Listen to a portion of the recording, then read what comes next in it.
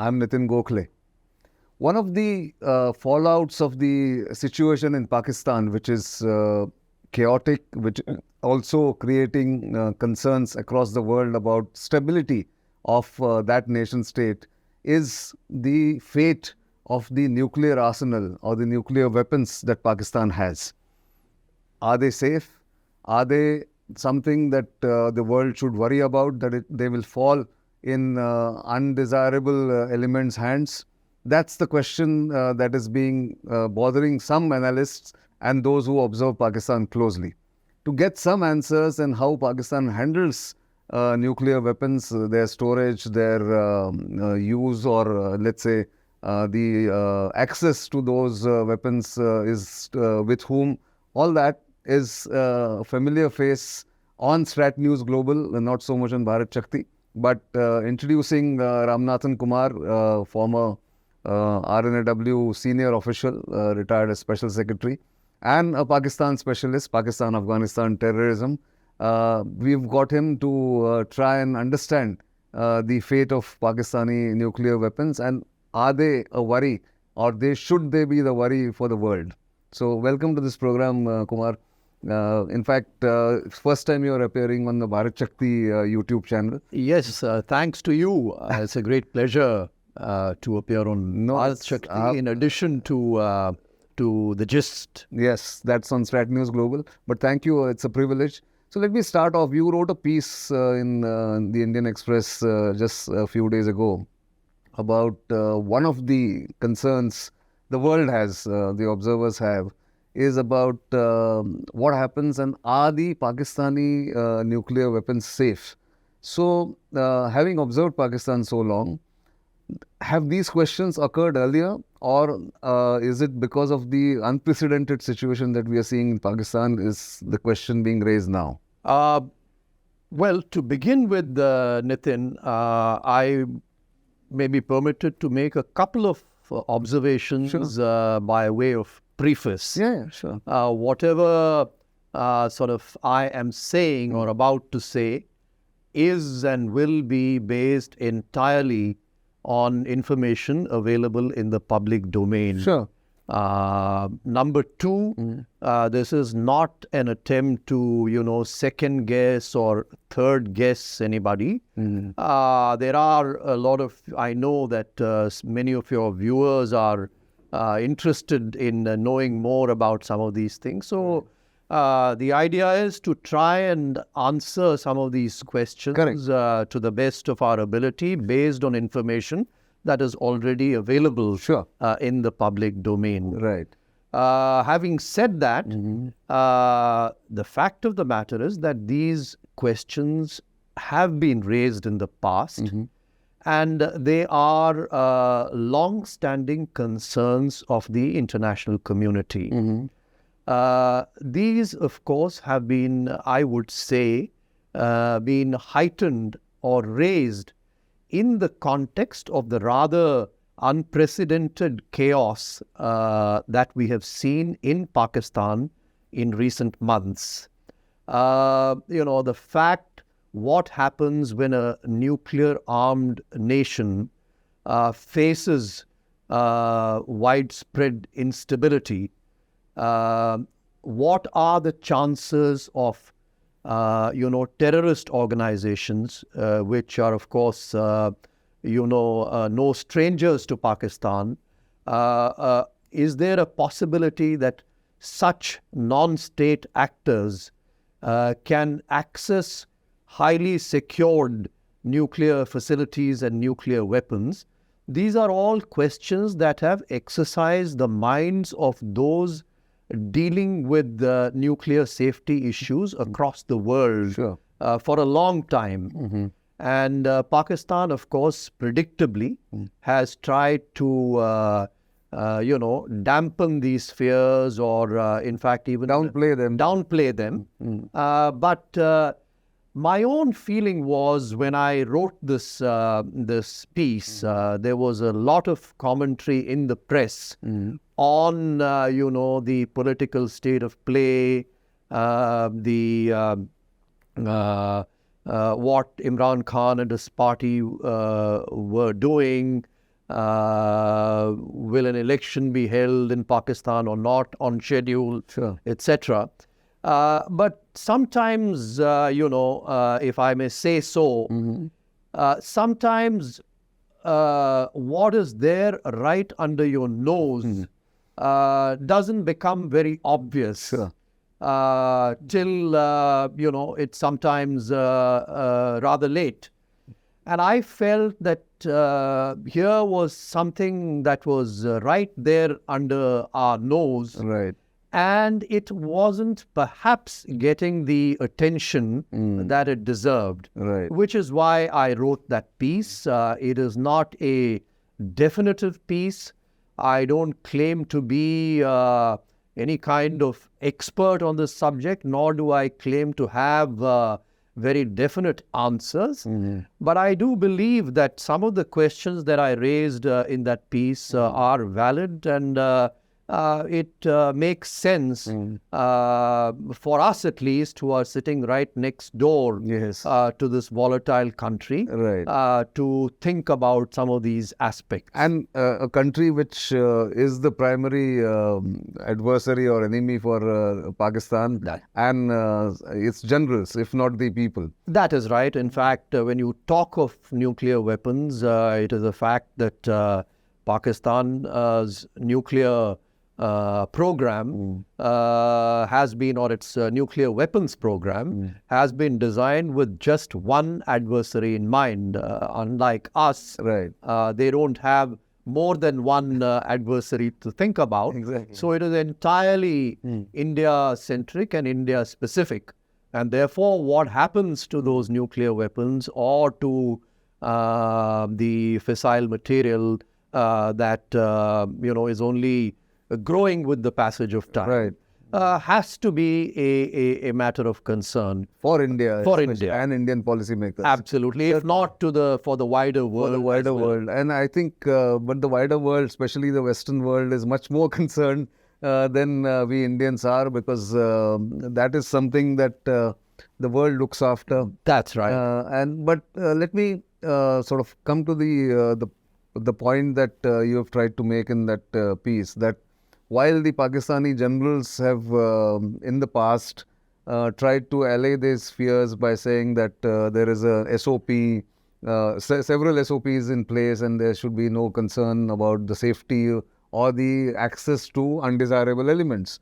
But the point that you make in that piece also is the unity of the Pakistani army is also right now under a bit of a cloud.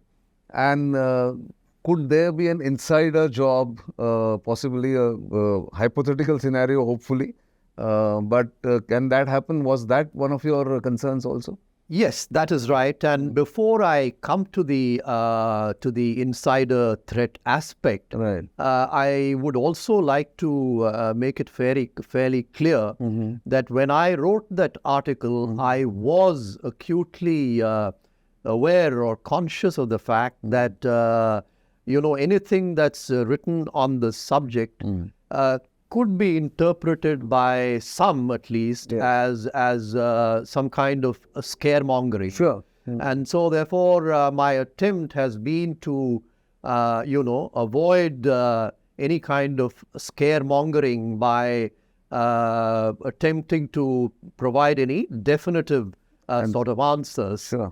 But now coming to, the range of threats, etc., and also, as you said, the unity of command, I will address the issue of the unity of command first. Yes, sure. It is a fact that, Pakistan's nuclear weapons are firmly under the control of the military. At least the day-to-day deployment and there is, of course, a higher civilian oversight in the form of the Nuclear Command Authority, the NCA. But for all practical purposes, the day-to-day management, the deployment, the operation of Pakistan's nuclear assets are with the Pakistani military. And especially, as I mentioned in that piece, the Strategic Plans Division, which is headed by a DG who is a 3-star officer, equivalent in rank to a Corps Commander. Now, we all saw, Nitin, what happened at the residence of the Lahore Corps Commander. Yeah. And now, that definitely raises questions about the, the divided loyalties possibly, and some, the possibility at least of fissures based on, political sympathies, etc., at the command level of the Pakistan Army. Yes. Now, I must confess that this is the only incident that we really know of at this point of time. Right. And yet, it is significant. It is. Now, what has happened, say, for instance, why have there been coups, for instance, in Bangladesh and not in Pakistan? Right.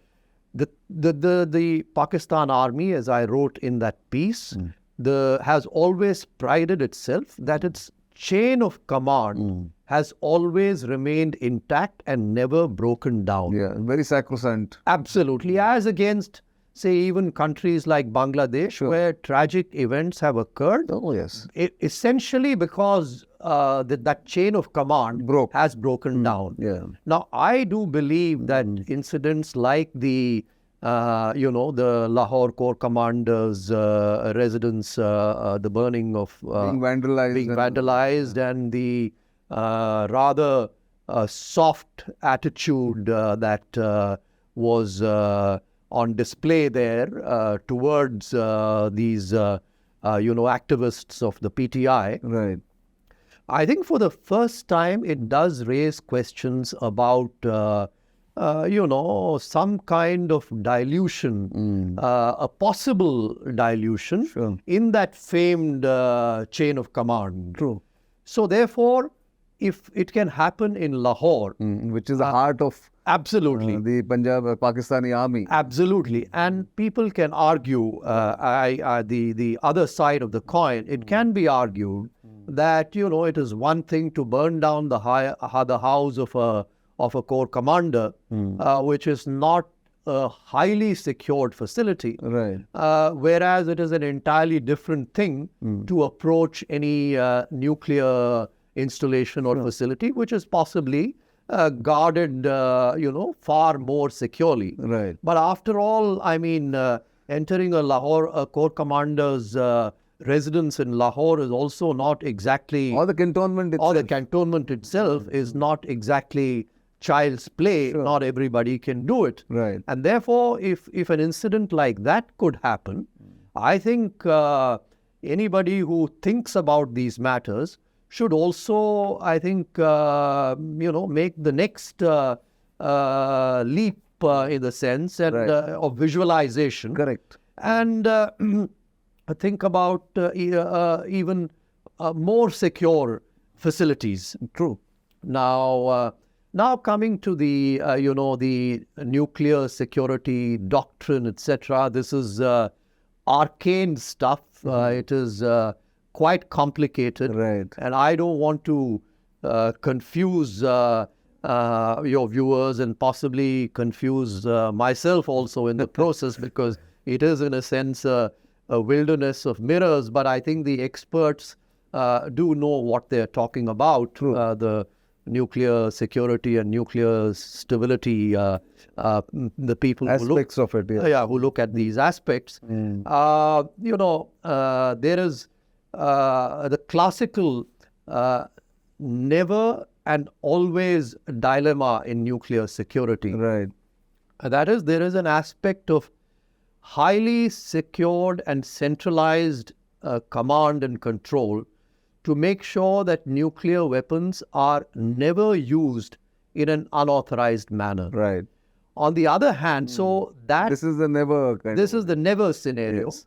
And on the other hand is the always scenario at the other end of the spectrum. Right. That should a contingency develop, you have to make sure that the arsenal always functions when it is supposed to do. Right. So this entire security architecture, whether it is the SPD, whether it is Pakistan, whether it is any other country, it is always built around resolving this always never dilemma that was first articulated in the US in 1960, 61, yes, around the time of the Cuban Missile Crisis, crisis, yes. when the Americans realized that they have, nuclear weapons in various parts of the world, Right. and they have to make sure that, they are not fired by accident or, Exactly. and that they're always firmly under the control of the President of the US. Exactly. So since then, I mean, nuclear security has increased, or the mechanisms have evolved. They have become more sophisticated.